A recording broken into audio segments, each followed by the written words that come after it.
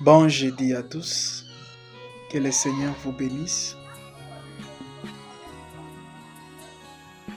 C'est votre adorateur dans le Seigneur.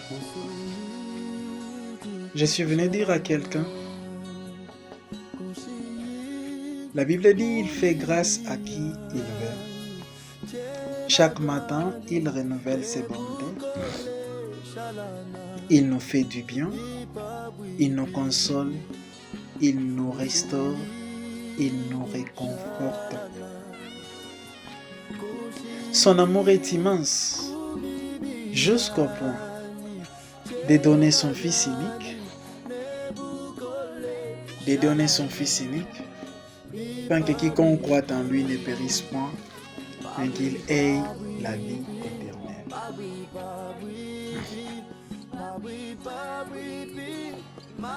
La Bible dit qui a cru à ce qui nous était annoncé. C'est une question que l'on pose et qui a reconnu les bras de l'Éternel. Qui a reconnu les bras de l'Éternel. Il s'est élevé devant lui comme une faible plante, comme un rejeton qui sort dans une terre desséchée. Il n'avait ni beauté, ni éclat pour attirer notre regard.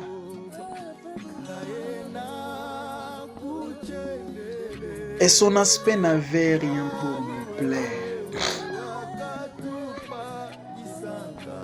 Ça, c'est ce que la Bible dit. Mais on ne sait pas pourquoi il n'avait ni beauté, ni éclat pour attirer notre regard. Il n'avait rien pour nous plaire. Un homme dédaigné, un homme méprisé, un homme rejeté, un homme abandonné de tous.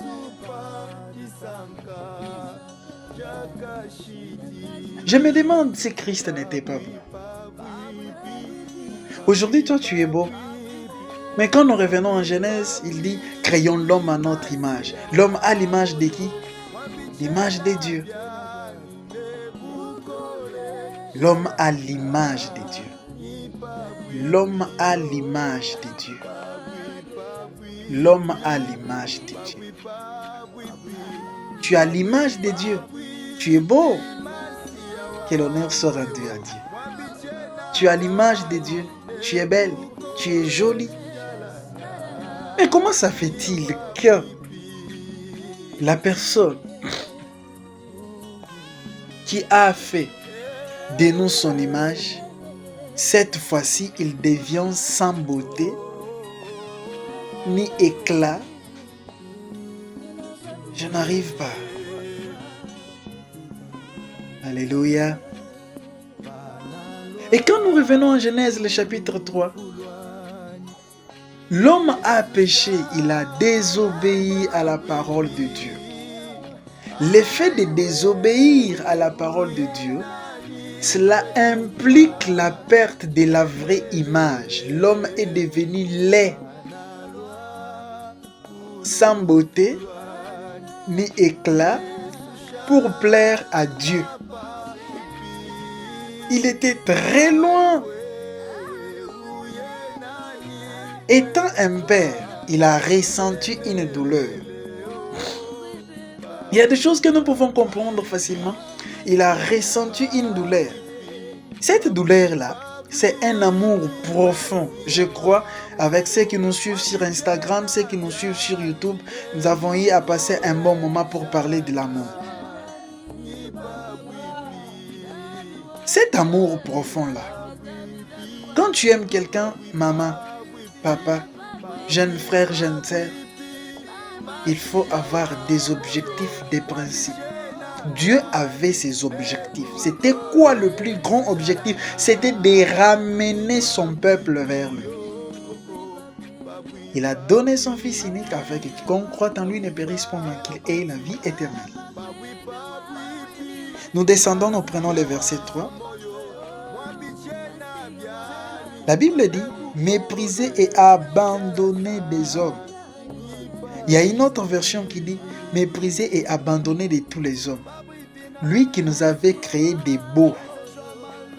Mais cette fois-ci, Lui était devenu laid et nous étions devenus beaux. Quel plus grand amour! Quel plus grand amour! Quel plus grand amour! Qu'est-ce qui avait fait qu'il soit laid? Qu'est-ce qui a fait qu'il soit méprisable, sans beauté? Alléluia. Homme de douleur et habitué à la souffrance. Lui qu'on appelle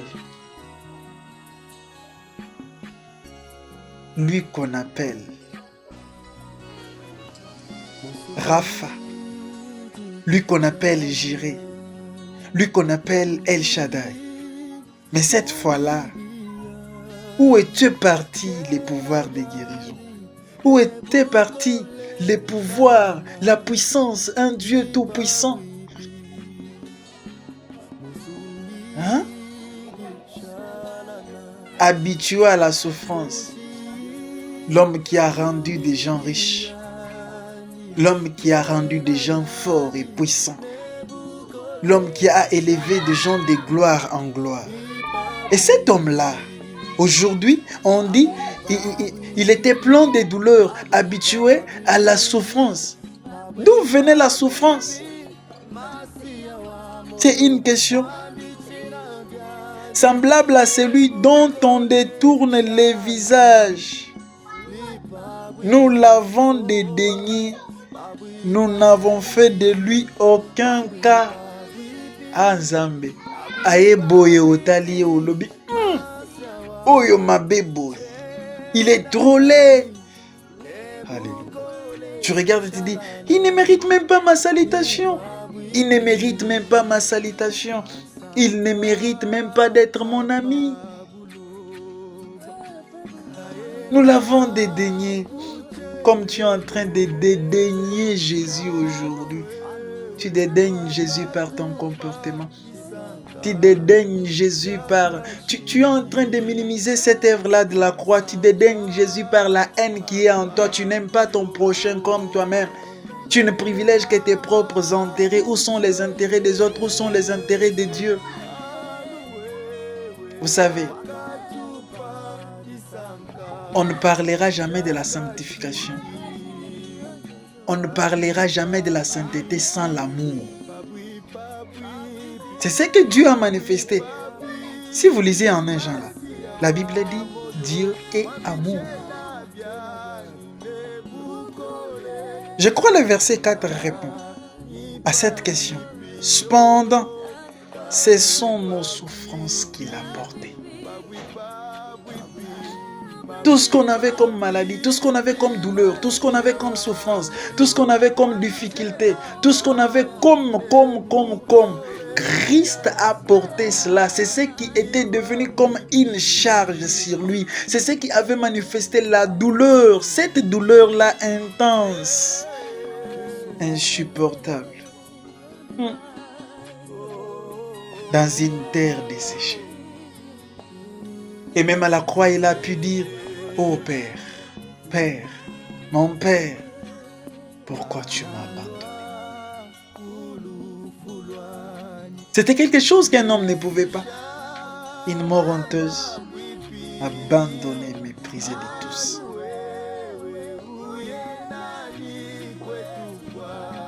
C'est de nos douleurs qu'il s'est chargé. Tu es libre au nom de Jésus. Tu es libre, tu n'as pas de dette. Si tu as donné sincèrement ta vie à Jésus, tu es libre, tu n'as pas de dette. Tu n'as pas de dette. Ni contre les sorciers, ni contre les magiciens de ta famille, tu es libre. Mais l'homme qui a fait de nous libres, l'homme qui a porté nos douleurs, l'homme qui a porté nos fardeaux, cet homme-là, qu'est-ce que nous avons fait? À notre tour, nous l'avons considéré comme puni. C'est ce que la Bible dit dans le verset 4. Comme puni, frappé de Dieu et humilié.